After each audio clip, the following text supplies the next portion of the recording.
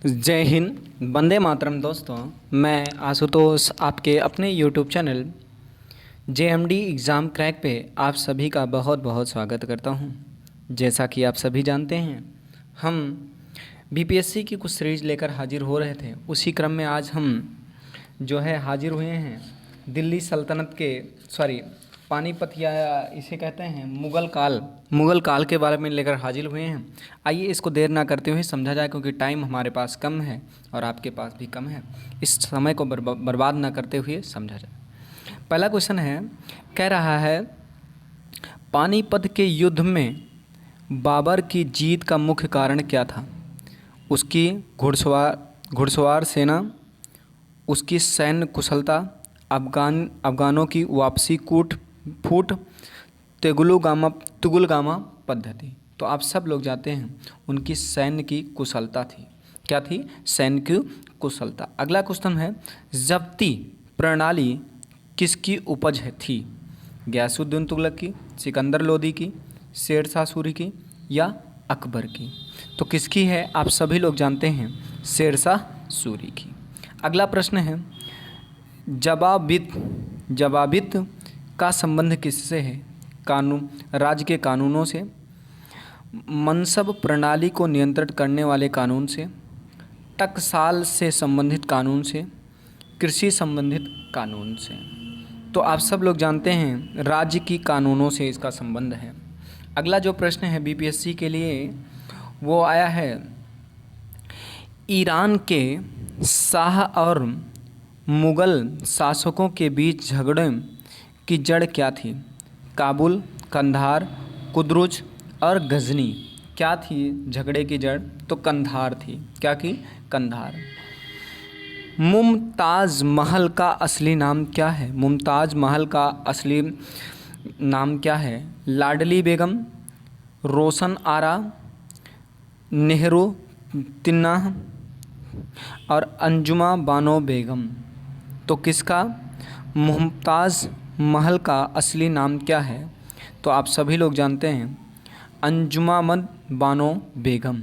अगला है, किस मुग़ल बादशाह को जिंदा पीर कहा जाता है? क्या अकबर, क्या औरंगजेब, क्या शाहजहाँ, क्या जहांगीर? तो आप सब लोग जानते हैं जिंदा पीर कहे जाने वाले को औरंगजेब कहा जाता है। अगला है, कह रहा अकबर द्वारा बनाई गई कौन सी इमारत का नक्शा बौद्ध विहार की तरह है? पंचमहल, दीवाने खास, बुलंद दरवाज़ा, जोधाबाई महल। तो आप सब लोग जानते हैं पंचमहल। क्या है? पंचमहल इसका प्रश्न का आंसर होगा। अगला प्रश्न चलते हैं, कह रहा अंतिम मुग़ल बादशाह बहादुर शाह जफ़र था, उनके पिता का नाम क्या था?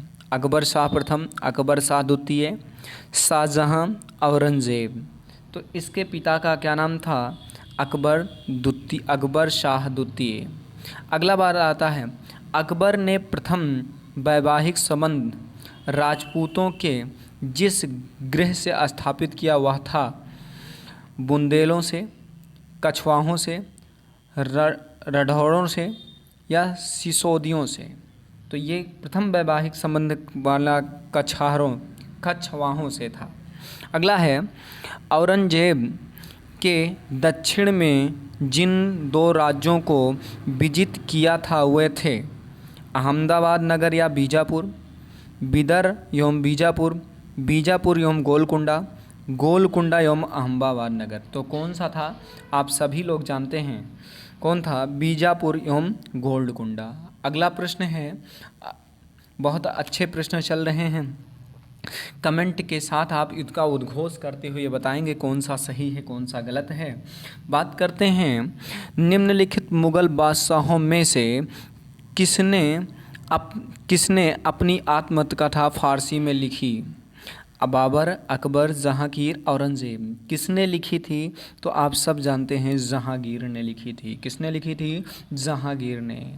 99 प्रश्न पूछ रहा है, मुग़लों ने नौरोज़ या नौरोज़ का त्यौहार लिया फारसी से, यहूदियों से, मंगोलों से, तुर्कों से? तो आप सब लोग जानते हैं कहाँ से लिया? फारसियों से लिया। कहाँ से लिया? फारसियों से लिया। अगला नंबर कौन सा क्वेश्चन है? 100 नंबर। कौन सा मकबरा द्वितीय ताजमहल कहलाता है? क्या अनारकली का मकबरा, एतमाद उल दौला का मकबरा, रब उद दौरानी का मकबरा या बीबी का मकबरा, या इनमें से कोई नहीं? तो आप जानते हैं बीबी के मकबरा या रब उद दौलानी का मकबरा ही द्वितीय ताजमहल कहलाता है। अगला प्रश्न है, किस बादशाह के अंतर्गत मुगल सेना में सर्वाधिक हिंदू सेनापति थे? हुमायूं, अकबर, जहांगीर, औरंगजेब। तो आप सभी लोग जानते हैं किसके? आप जानते हैं औरंगजेब के शासनकाल में ऐसा था।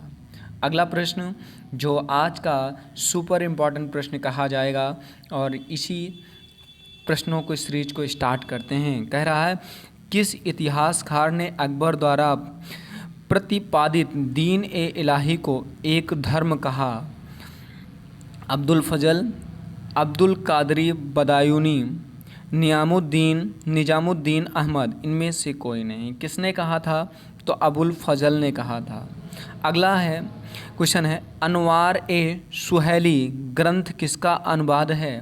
पंचतंत्र का, महाभारत का, रामायण का, सूरसागर का? तो पंचतंत्र का है। किसका है? पंचतंत्र का। अगला प्रश्न जो सुपर इम्पॉर्टेंट प्रश्नों की सीरीज है, इसी में जुड़ रहा है, जो अच्छे प्रश्नों की सीरीज कही जाती है।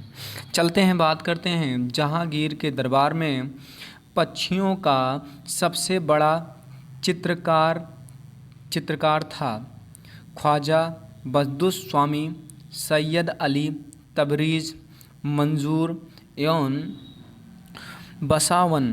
क्या था? बसावन। तो इसमें कौन था? मंजूर था। अगला क्वेश्चन है, निम्न में से किसने मुगल काल में ऐतिहासिक विवरण लिखा? तो गुलबदन बेगम ने, नूरजहाँ बेगम ने, जेबन्नू बेगम ने, या जहाँ आरा बेगम ने? तो किसने लिखा था? गुलाम गुलबदन बेगम ने।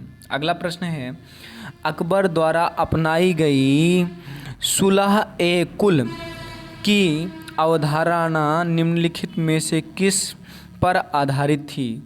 राजनीतिक उदारता पर, धार्मिक सहनशीलता पर, उदारवादी संस्कृति एवं दृष्टिकोण पर, उपरोक्त सभी से?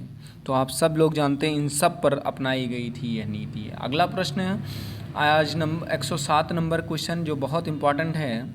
अगले बात करता हूँ, प्रसिद्ध संगीतज्ञ तानसेन का मकबरा कहाँ स्थित है? आगरा में, ग्वालियर में, झांसी में, जयपुर में? कहाँ पर स्थित है? तो आप सभी जानते हैं ग्वालियर में स्थित है। कहाँ? ग्वालियर में। अगला है, गुलबदन बेगम की पुत्री थी बाबर की, हुमायूं की, शाहजहाँ की, औरंगजेब की? किसकी पुत्री थी गुलबदन बेगम? तो ये किसकी पुत्री थी? बाबर की पुत्री थी। अगला है, मुगल प्रशासन में ज़िले को किस नाम से जाना जाता था? आहर, दस्तूर, सूबा, सरकार? तो किसके नाम से जाना जाता था? सरकार के नाम से जाना जाता था। अगला इम्पॉर्टेंट प्रश्न है, बहुत अच्छे प्रश्नों की सीरीज चल रही है, आप लोग कमेंट से माध्यम से जवाब दीजिए और बताइए प्रश्नों की श्रृंखला कितनी अच्छी है। अगला पूछ रहा है, किस सिख गुरु की मृत्यु के लिए औरंगजेब जिम्मेदार है? गुरु गोविंद सिंह, गुरु तेज बहादुर सिंह, गुरु अनंत देव सिंह, गुरु रामदास जी? तो आप सभी लोग जवाब देते हैं किसके शासनकाल में था? तो गुरु तेज बहादुर की मृत्यु का जिम्मेदार औरंगजेब को माना जाता है। अगला है, भारत के मुगल शासक बनने पर जहरुद्दीन मोहम्मद ने डाट नाम रखा था? बाबर, हुमायूं, जहांगीर, बहादुर शाह? किसने नाम रखा था? क्या नाम रखा था? तो आप सभी जानते हैं बाबर नाम रखा था, बाबर। अगला है, अकबर के काल में महाभारत का फारसी अनुवाद किसके निर्देशों में हुआ? उर्बी, नजरी, अबू फजल, फौजी? तो किसके न हुआ? तो आप सभी लोग जानते हैं फौजी में हुआ, फौजी के नेतृत्व में हुआ, निर्देश में हुआ। अगला प्रश्न जो इम्पोर्टेंट है, पूछ रहा दिल्ली के, ध्यान दीजिएगा, दिल्ली के प्रसिद्ध जामा मंदिर का निर्माण किसने किया? हुमायूं, शाहजहां, अकबर और क्या, इब्राहिम लोदी। किसने किया? तो आप सब लोग जानते हैं शाहजहां ने। अगला क्वेश्चन है, निम्न मुसलमान विद्वानों में से हिंदी साहित्य के लिए किसका सबसे महत्वपूर्ण योगदान रहा? अब्दुल फजल फौजी, अब्दुल कादरी बनाउद्दीन एवं अब्दुल्ला रहीम खाने खाना। किसका सबसे रहा हिंदी के लिए? तो अब्दुल्ला रहीम खाने खाना के लिए हिंदी के लिए सबसे महत्वपूर्ण योगदान था। अगला प्रश्न है, इसी के क्रम को हम जानते हैं। अगला प्रश्न और आज की अंतिम स्लाइड इसके बाद वाली होगी। कह रहा निम्न तथ्यों में कौन सा तथ्य ऐसा है जो अकबर को राष्ट्रीय सम्राट सिद्ध करने में सहायक नहीं है? लिखा है अकबर ने इस्लाम धर्म का त्याग किया, गलत। प्रशासनिक, ध्यान दीजिएगा, अगला है प्रशासनिक एकता और कानून की एक रूपता थी। अकबर द्वारा संस्कृति एकता का प्रयत्न था। अकबर की धार्मिक नीतियाँ, तो इसने इस्लाम को धर्म त्यागने से कोई इफेक्ट इससे नहीं था, त्यागा या ना त्यागे कोई मतलब नहीं। और आज की ये अंतिम स्लाइड आपके सामने आ गई है। आपको प्रश्न कैसे लगा कमेंट करके ज़रूर जवाब दीजिए, क्योंकि बिना आपके कमेंट के हम प्रश्नों के जवाब देने में असक्षम होते हैं और वीडियो बनाने में असमंजस होता है। तो प्लीज़ कमेंट और लाइक, सब्सक्राइब, चैनल को शेयर करना मत भूलिएगा। और इसी के साथ अगले क्वेश्चन को स्टार्ट करते हैं। अकबर द्वारा बनाई गई श्रेष्ठतम इमारत पाई जाती है आगरा के किले में, लाहौर के किले में, इलाहाबाद के किले में, फतेहपुर सीकरी के किले में। तो आप सब लोग जानते हैं ये कहाँ पाई जाती है? फतेहपुर सीकरी के किले में। अगला क्वेश्चन है, हल्दीघाटी का युद्ध 1576 ईस्वी के पीछे अकबर का मुख्य उद्देश्य क्या था? महाराणा प्रताप को अपने अधीन लाना, राजपूतों में फूट डालना, मान सिंह की भावनाओं को संतुष्ट करना, साम्राज्यवादी नीति अपनाना।